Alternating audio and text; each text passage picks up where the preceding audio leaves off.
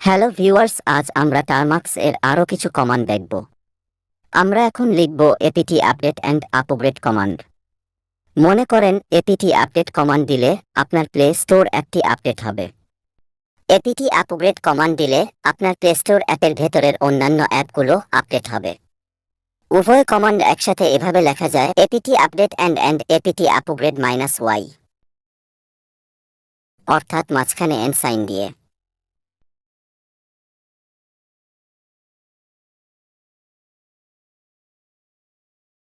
আর -y হলো ফুল device update and update.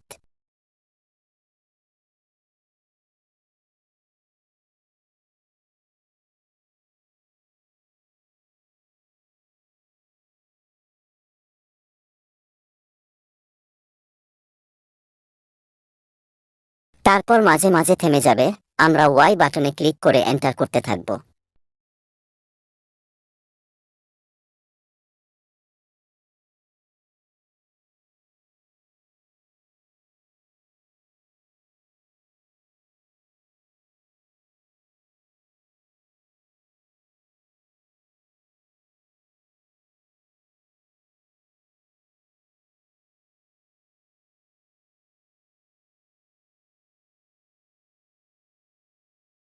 টার্মাক্সে কিছু install করার জন্য লিখতে হয় পিকেজি ইনস্টল, তারপর যা ইনস্টল করবেন তার নাম।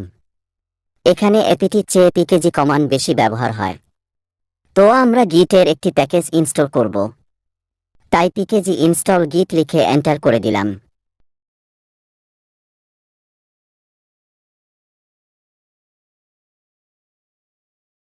গিট ইনস্টল হয়ে গেছে। আমরা এতক্ষণ কি কি কমান্ড দিয়েছি তা দেখতে পারবো হিস্টোরি কমান্ড দিয়ে। আমরা কিছু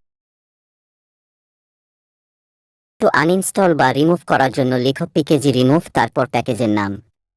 আমি আপনাদের দেখানোর জন্য গিট কমান্ডটি রিমুভ করছি, আপনাদের করার দরকার নেই।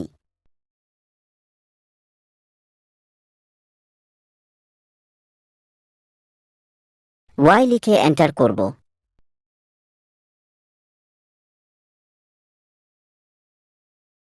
এখন যদি আমরা গিট লিখি তাহলে দেখতে পাবো প্যাকেজটি আমাদের সিস্টেমে ইনস্টল নেই। যেহেতু আমাদের পরবর্তীতে গিট দরকার, তাই আবার ইনস্টল করে নিলাম।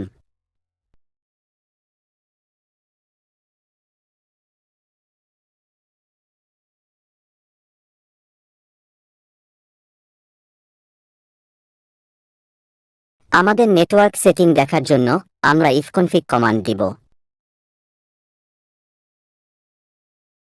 এখানে আমাদের সমস্ত নেটওয়ার্ক দেখাচ্ছে।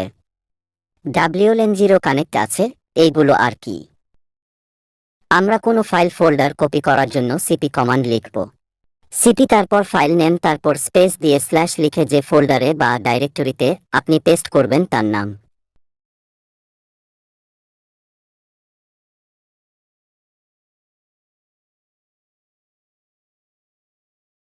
সরিয়ে আমাদের এখানে পেস্ট করার অনুমতি নেই, এটা শুধু রিড করা যাবে।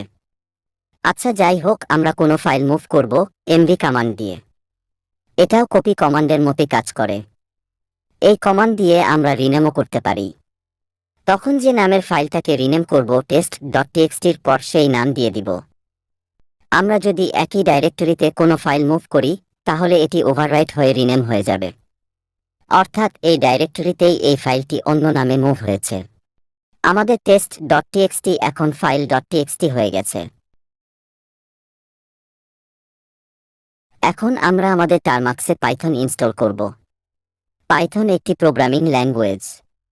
পাইথন দ্বারা তৈরি কোনো কমান্ড আমাদের টার্মাক্সে রান করতে হলে আমাদের পাইথন ইনস্টল থাকা লাগবে। পাইথনের দুটি ভার্সন এখন সবচেয়ে বেশি ব্যবহৃত হয়, পাইথন 2 আর Python 3। APT install Python 2 command দিলে পাইথন 2 ইনস্টল হবে।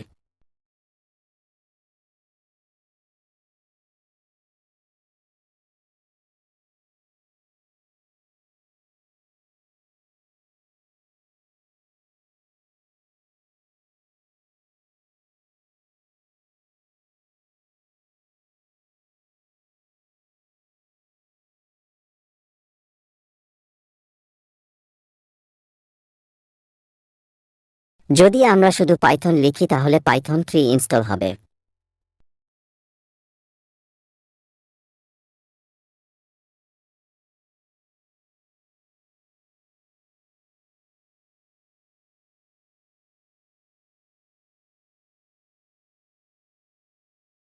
অনেক সময় কোনো টুলসের জন্য পাইথনের বিশেষ ভার্সন ইনস্টল থাকা লাগে।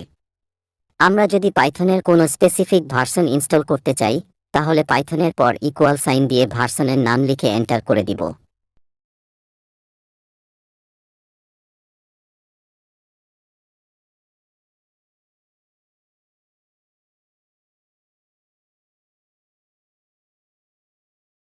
আজকের ভিডিও এ পর্যন্তই। দেখা হবে পরবর্তী কোনো ভিডিওতে।